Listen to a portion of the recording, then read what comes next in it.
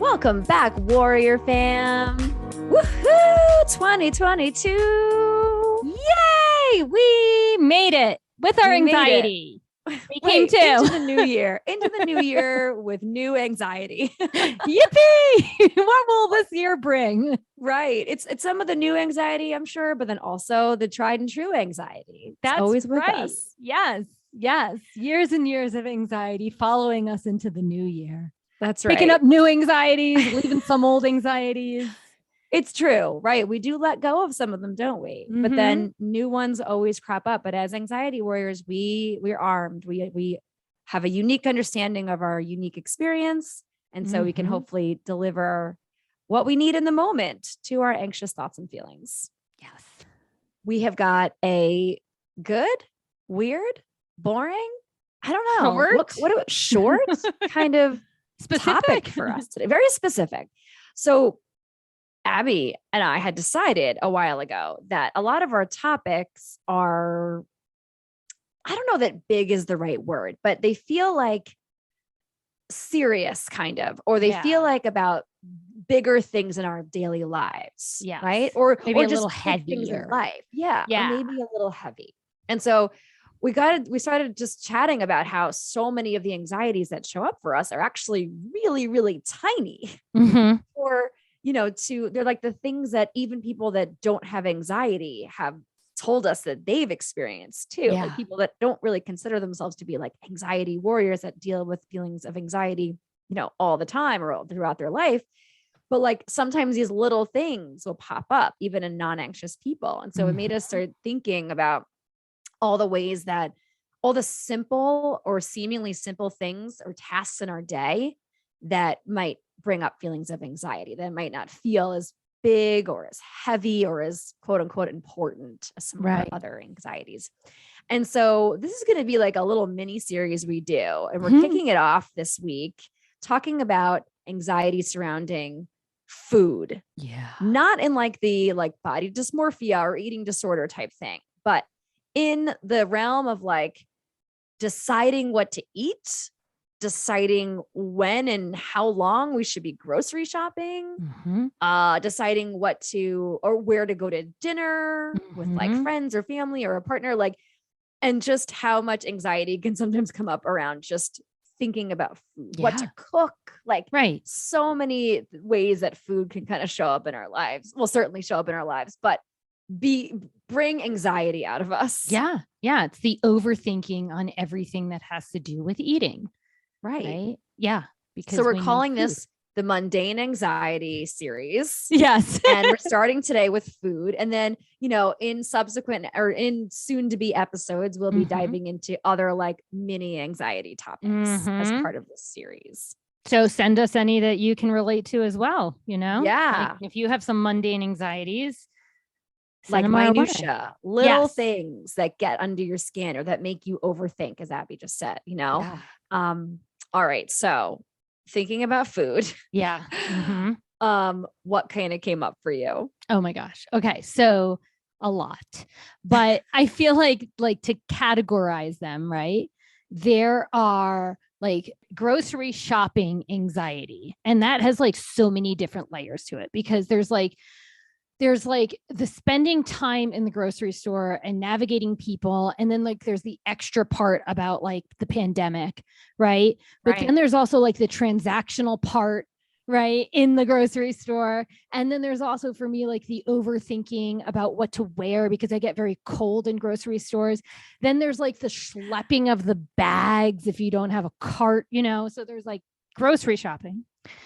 Then there's like what to eat because I love gummy bears, but gummy bears are not necessarily the healthiest thing, right? And so there's always finding this balance between eating healthy and in guilty pleasuring, right? Then there's like, okay, well, I did the grocery shopping. I chose the food.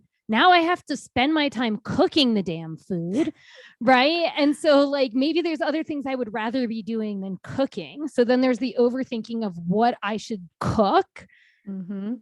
Then there's, okay, I don't want to cook the food, right? So now I'm going to think about all of the food in my refrigerator that I just got grocery shopping, but instead I'm going to choose to eat out. Do I do delivery or do I go out to eat? Right. Okay. Choosing what kind of food to get at that point, right? Either going out to eat or delivery. Then with delivery, overthinking about plastic and getting your food in plastic. Now I'm really only trying to limit the food I get from stores that put it in the paper cardboard stuff, right? And then the cleaning up. Dishes. Or garbage or whatever it is. Stop giving me plastic utensils. I check I don't want them. Stop giving them to me because I don't throw them out. And I'm collecting them and I see a bag of plastic utensils and I don't know what to do with them. And they just sit there. So those are everything. Can you relate to any of that? Oh my God. Like literally all of it with the exception. It's funny. I didn't think about the what you wear, but when you said it, I was like, yeah, like I am typically really cold. Even it's like, oh, even in the middle of August, like I'll be wearing a tank top and shorts or like, yoga pants or whatever.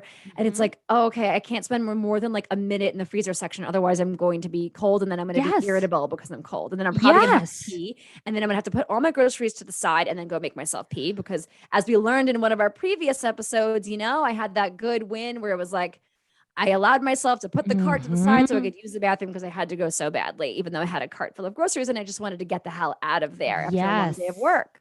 So yeah, I literally relate to every single thing you said. It was like, that was the only thing I didn't relate to. And then the more I thought about it, it's like, yeah, you do have to. I'm like, do I need my hoodie to go in there? Do I even have a hoodie? Let me check the back of my car. Do I need to wear my coat into the grocery store? Can I leave my coat in the car? Yes. So yeah, literally everything. Maybe I spent a little bit less time thinking about my accumulation of plastic utensils, but I'm glad that I have someone here with me, at least in you, that isn't judging me for the pile up of plastic utensils. No. I hate getting them too. Yeah. One thing, so like so many of those things show up for me as well.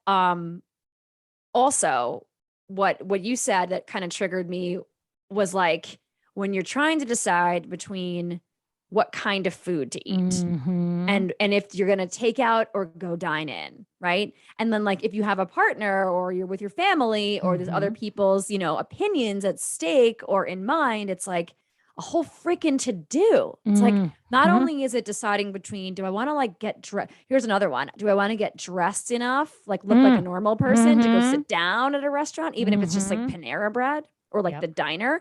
Or are we going to like go someplace a little bit nicer where I have to like try? Yeah. Like I have to like wear decent clothes and like, try to look cute. Yeah. And so it was like anxiety about like, how am I being perceived on the outside while I sit in this restaurant? Or even cause look, sometimes I'll be honest, somebody walks into a restaurant in like Cookie Monster PJs and I'm all about it. But unless you're 5 years old, like I'm judging you a little bit. So if you're going to sit down in a restaurant, you're wearing that. It's like, yeah, I don't want to be that person dressed in her Cookie Monster PJs where people are just like, wow, that woman couldn't even like put her clothes on to go sit down to eat. I have to know if this is a true story. Has someone really I have walked Cookie Monster in? PJs, but you? I've never worn them to a restaurant, right? But it's like, that'll sometimes be a deciding factor for me. Like Adam will come home and he'll know like, all right, tonight wasn't a night that either I or we are going to cook together or cook by myself or he comes home and we cook together. And so it's like, all right, are we going to do the dine in or, grab the food and go bring it home kind of thing. And he'll just be like, what do you want to, like, what are you up for? You feel like getting dressed tonight? Like usually that's the question is I'll look down and the Cookie Monster PJs. Yeah. I'm wearing some kind of like unacceptable for a restaurant clothes, whatever that might be. And it's like, do I care enough to take these pants off in order to go sit down to eat? Or do I just want to like pull up in the car and like he can run out? Or sometimes now, what the pandemic has kind of, some people do the curbside. They just walk from inside the place and they bring you the food to your door. And it doesn't even, yes, it's fast food, but some of it's not. You could even go to restaurants and they do curbside. Yeah. It's happening less and less now that most things are open again fully, but maybe it'll happen more now that it's winter again, Maybe, right. Yeah. Who knows? But like, that's definitely, I think, my number one. I struggle less with the grocery store, a little bit about what I want to cook or what we're going to cook. Like at the beginning of the week, I try to keep myself as regimented as possible. I have a list every week. Okay. I do my best not to deviate from it. But when I'm shopping with Adam, that becomes trickier because the list is mine and not his. And so I wind up getting like jokey, semi-seriously irritated when like I go to put something in the cart and there's things in there that are not on the list. Oh no. And I'm like, how did this get in the cart? And he's just like, I put it in there. Something that's not on the list that usually ends its way up in the cart? It's usually some crap we don't need. Like something. Adam loves sauces. Yeah, I'm calling you out, babe. I know you're listening. He gets sauces with like great intentions of like marinating stuff, and then like it just sits in the cabinet till it expires. Yeah. And then like when we're throwing it out in 2 years, I'll be like, oh, look at this sauce. How is this sauce? And it's real passive aggressive and we have a laugh. Like it's fine. You know, we're not actually upset with one another. And like I always, every once in a while, like I'll take something out of the cart without him knowing. He'll put something in the cart and I'll just like take it out and put it on the shelf and we'll just keep moving. He won't even know. And then we get home. He's like, where's that thing? I'm like, oh, I don't know. No clue. Oh, that checkout person must have like not damn it. Put it in the bag. I can't even blame that because we always do self-checkout. We always use the scanner gun. We always have the scanner gun. Then it really works because the checkout person didn't put it in the bag. That's true. I'm the checkout person and somehow it didn't make it in the bag now. Yeah. That's only happened like once. And I honestly just did it to see if he'd notice. And then I completely forgot to like make a joke about it before putting it back in. So I did wind up feeling really guilty. Oh, he didn't. We laughed about it. Yeah. Anyway, I am going to tell a quick story that I know you love. I've told you this before. Yes. Yes. You know, when Adam and I decide, or even sometimes if it's just me and like I have takeout things in the jar. And like sometimes if he's out at a show or something, and I'm like, it's one of those rare nights when I get to like have dinner by myself and I don't have to think about cooking or whatever. Yeah. And so I'll pull out this jar that we had made a few years ago.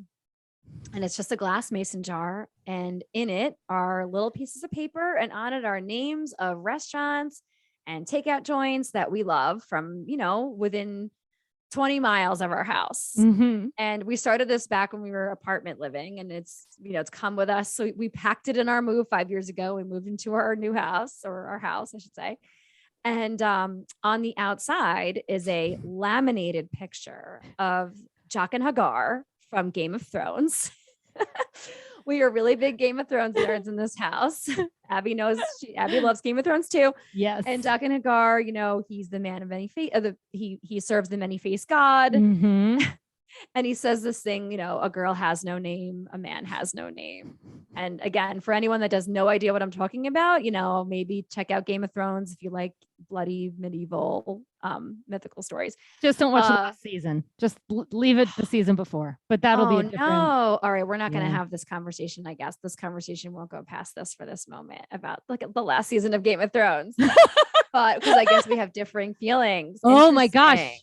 Interesting. We'll have to save that for another day. Ooh, one of our mundane anxiety topics is going to be about TV and movies. Yes. So yes. There you go. All right. Yeah. Well, we'll save that for then. But so anyway, on the laminated picture, it says, a man knows many restaurants. If you are worthy, the many restaurants God will choose one of you for you. And I, of course, made that up and I like typed it above the picture. I love it so much. So we have it taped to the jar. It sits in our kitchen and it's a good go-to for us. And it quells some of the conversation that goes on or like the back and forth that can go on about deciding what to eat. And, you know, everyone has to know that meme that circulates of Rachel McAdams and Ryan Gosling from The Notebook, right? That's been made into like when you ask your woman what she wants for dinner. It's just says, Ryan Gosling's like, what do you want? And she goes, it's not that simple. It's not that simple. It's not that simple. No, it's not. And making decisions about food is exhausting and far from simple. There's a lot of overthinking that goes into it. Yeah, I agree. And what about like, who does most of the cooking in your house? When you and Dan do cook, who does most of the cooking? Yeah, I was going to ask you that too. And I also was going to ask, because when I had that it's not that simple statement, the thought that flashed behind my eyes, I guess, was, is it that simple for like Adam and Dan to just make a choice? That's why I stopped short, because I was like, it's not that simple. But then like, if you just said to Adam, where do you want to eat? we're getting takeout. Where you want to get from? Could he just have an answer? Usually. Ah, It's like eight times out of 10, he'll It have is an that answer. simple. Or he'll give me like two choices because he knows me pretty well. Yeah. He'll be like, here are these two choices. But then usually, because I'm difficult, I'll be like, I don't want either of those. I mean, usually it's true. It's not like Yeah. I'm just trying to be a pain in the booty. Yeah. I'm just like, oh, I don't really love either of those options. And then he's flexible. He is very flexible, I will say. And I Right. try to be flexible too, but I have a harder time. I got to be honest. Cause Yeah. like you had mentioned earlier, and I appreciated you saying about like the sort of mental gymnastics that you can go through in the grocery store of like trying Mhm. to find things that are going to be healthy, good choices for your home. Yeah. Cause like that's part of the point of eating from your home, cooking more is Mhm. to make better choices. You know exactly all the ingredients that are going in because you're in charge of those ingredients Yeah. going in. And then versus picking up those gummy bears, which by the way, a lot of times the gummy bears at my grocery store are like 2 for $3. And I'm just like, ooh, that's a great deal. It's really hard for me to pass up. And I'm a big candy fan myself. So like it is hard. And I'm glad you Yeah. acknowledge that. Yeah. So yeah, what about for Dan? Is it easy for him to just like choose a place or choose a type of food? Yeah, I mean, I think he's very similar to Adam. Like, one, it's easy for him, but sometimes, like when he says pizza, I'm like, nope. Wait, so I was gonna say, what's Dan's like go-to that he would, if it was up to him, he could always eat it. Like, I mean, anything. He, there isn't like one like favorite that he's constantly going he has to? like an Indian food restaurant that he loves getting food from. We have a poke restaurant. We have a sushi place. You know, I mean, he does not have a go-to, a taco place, you know. right. And he's pretty good at making choices, but like you, like it really depends on the mood that I'm in. Cause I would say 90% of the time, if he says pizza, I'm like, nope. And he doesn't like say pizza a lot, right? It's not like every Is it night he's because like, Colorado doesn't make real pizza? Because that sounds like it's true. I mean, No offense. I mean, I would say yes, it's definitely missing although one place in Colorado figured out the water pH balance of New York. New York style pizza. And they make New York bagels. And I would say they accomplished their goals. Good bagels. That's good to know that you got that out there. But I just don't really like pizza. I mean, I love pizza every time I eat it, but I never really want it. Never crave it. Bread, cheese. Yeah, I hear you. Heavy. But when I eat it, I'm like, oh, I do like pizza. Yeah. But yeah, so he's pretty easy. Cooking wise, what often happens, and this totally works for me, is I usually make breakfast and lunch. And breakfast can be like anything like oatmeal or like granola and yogurt and fruit or like scrambled eggs or whatever it is. Fruit, you know, apples and peanut butter, whatever. I usually make breakfast and I usually make lunch, and he usually makes dinner. And for him, dinner, like cooking, is relaxing for him, but for me, it's a chore. So it tends to work out. What about you two with cooking? So it's funny because like when I say cooking, I always mean dinner. Like, so it's interesting that your head, it's like, I make my own breakfast and lunch, but I didn't like, that's not where my head went when I thought about cooking. Cause to me, cooking, even if I'm cooking breakfast or creating lunch or whatever it is, cause usually it's some kind of chef's salad or some kind of Mediterranean, like I make a lot of different types of salads and I'll make it at the beginning of the week and have it all week. So it's like giant and like, you know, I eat that every day.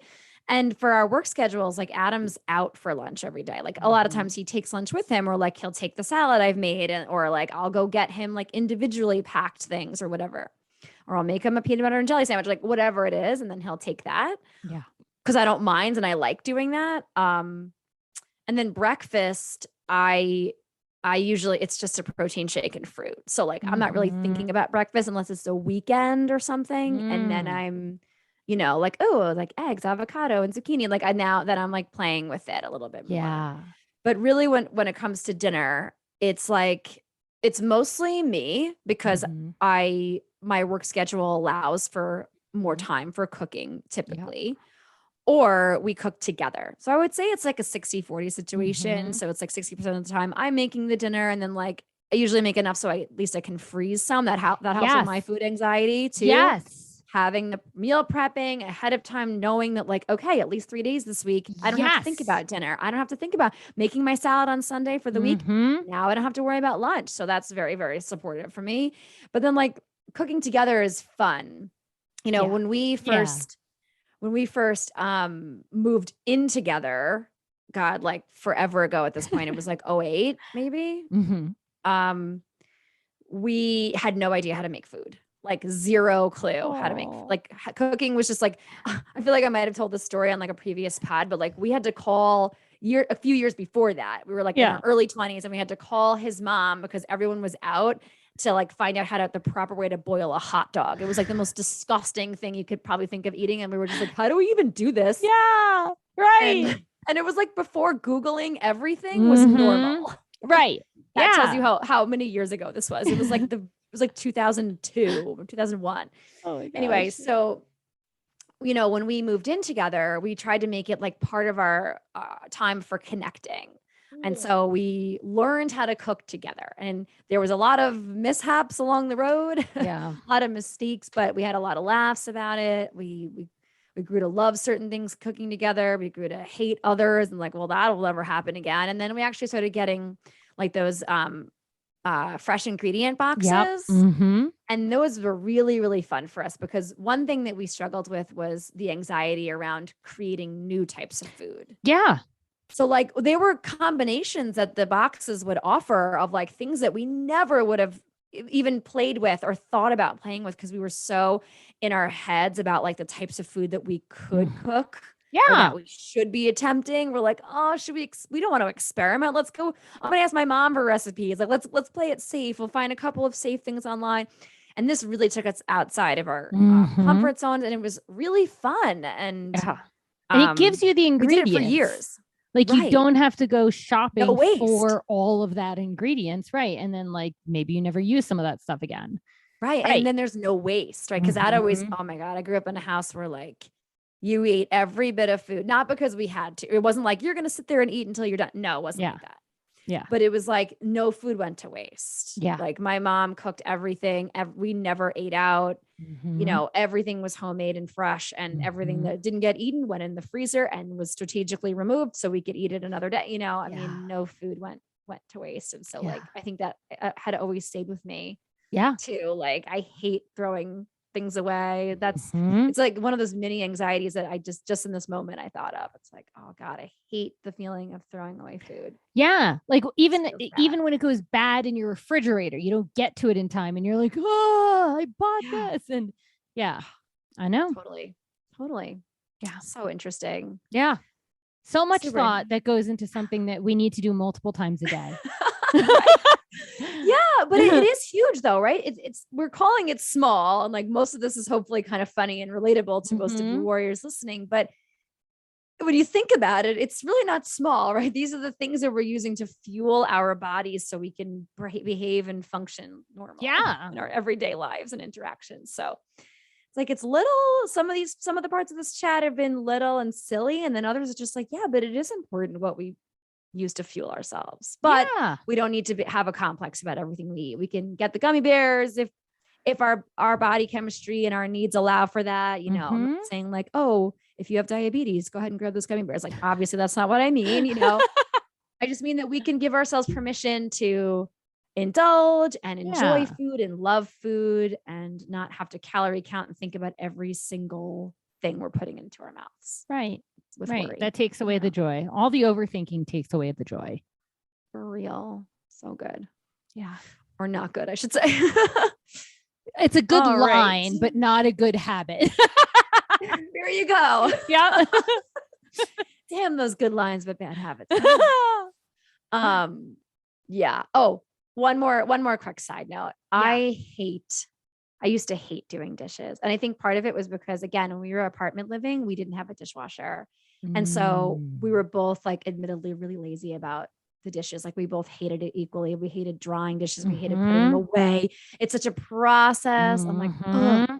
And so sometimes like we would just let the dishes sit for so long and it would be so gross. Yeah. And then like 2 years before we moved out of our apartment, and it hasn't been a problem since we've been talking about habits and patterns and stuff. Yeah. we never go to bed with dishes in the sink. That's like a rule now. Yeah. Dishes have to be in the dishwasher or cleaning on the dry rack. Yeah. No dishes stay. It's like, so it's been a good habit. Like, I feel like it was one New Year's sometime, it had to be, 2014, something like that. We were like, we're done with being bad with dishes. We just like consciously decided we're gonna. And guess what? It's so easy now. You use a dish, you put it in the dishwasher. Yeah. You use a pot, you wash it immediately. And then you don't have to feel stressed about the dishes because they're done. It's always a clean sink. And that feels so good. Maybe it's just me, but it feels so good. No, I'm with you. And you're setting your morning self up for success. Because does your morning self really want to see dirty dishes in the sink the first thing in the morning and have to clean it up? It's like, no. Your evening self is taking the responsibilities, and your morning self has a more smooth morning. I love it. Yes, I love that. Your evening self and morning self. So good. Yeah. All right. So warriors, we hope that you have received anything from this episode. This is just more of a fun, casual chat. Right. Whether it be just something relatable, something that came up for you and we were chatting, maybe that, again, this might be a fun conversation starter to have with family or friends or coworkers. How does thinking about food or food anxiety show up for you or not show up for you? Yeah. And can you, if you can you kind of find the funnier aspects of it? Yeah. And maybe have fun having a conversation with your loved ones about it. Yeah. Find out who it's simple for and find out who it's not simple for. Yeah. Right. Yeah. What do you have any idea? Is anything we've said today like resonating? That's basically the hope. And so reflect on that sometime today or this week with yourself, with your fellow warriors, with your loved ones. Hey, Margot, do you have a win of the week? Win of the week.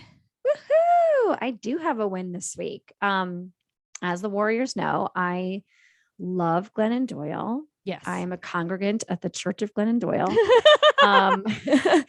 And her most recent book, Untamed, like changed my life. I've read it 4 times now. And she just came out with her journal, and it's the Get Untamed journal. And I attended a live event a couple of weeks back, and her and her wife, Abby Wambach, and her sister, Amanda Doyle. And they all have a podcast, which of course I love. And they were introducing the world to this journal. And it was over Zoom. And it was so great to like sort of like be in person with one of my personal heroes, in person again with air quotes. But in the chat, and now anyone out there, which I would assume is most people listening at this point, has used Zoom before, you know that, right? The chat window, even if you don't have it up, the chat window, if people are typing in it, will show up on your Zoom screen. And this Zoom had 13,000 participants. And the chat window was like just insane. It was just, and the craziest part was that, I found myself like typing randomly, like trying to focus and listen, but I was so distracted during like at least half the time by this chat window. And so I was just writing stuff in just to see, like, would anyone even see my comments? So I was like, I'm from Long Island, New York. Anyone from Long Island, New York? And so like people were kind of like, and then like I'd see like, I'm from Long Island, Margot. And I'm like, oh my God, someone saw what I wrote. And anyway, so I wound up becoming a part of this Instagram group. Somebody had like shared a link for like, we're going to get like a book club style journal club going. And I was just